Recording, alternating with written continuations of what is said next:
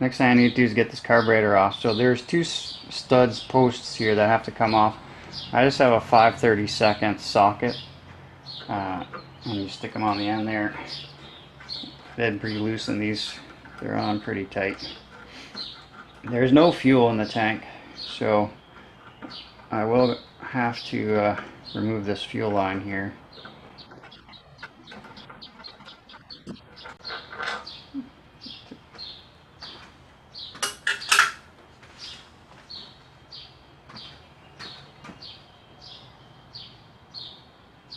And this part kind of worries me, is that there's gaskets on here that are probably old and decrepit, and I'd rather not replace them.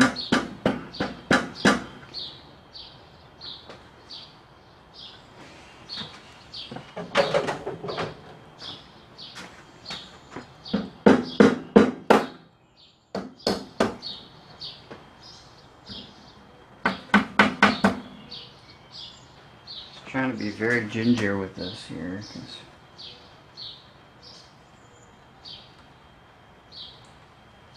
this gasket looks like it wants to stay, part of it wants to stay with the block and part wants to stay with the carb. Alright guys, so as you can see,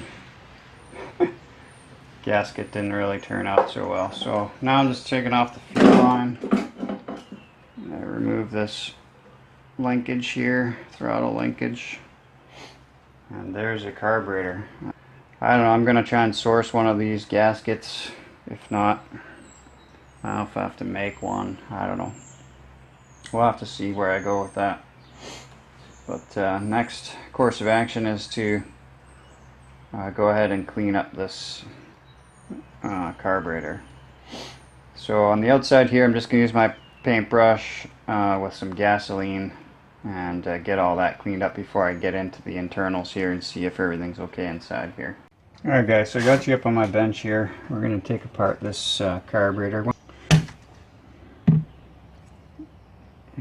assume that's the float bowl nut or retainer. That's kind of similar to like a lawn boy. Okay. So here it looks like we have a gasket. Once again, I got to be very ginger with this because I don't want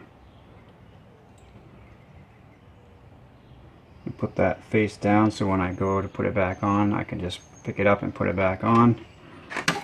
Inside here, you got your float. And then there's a needle valve and a seat in here.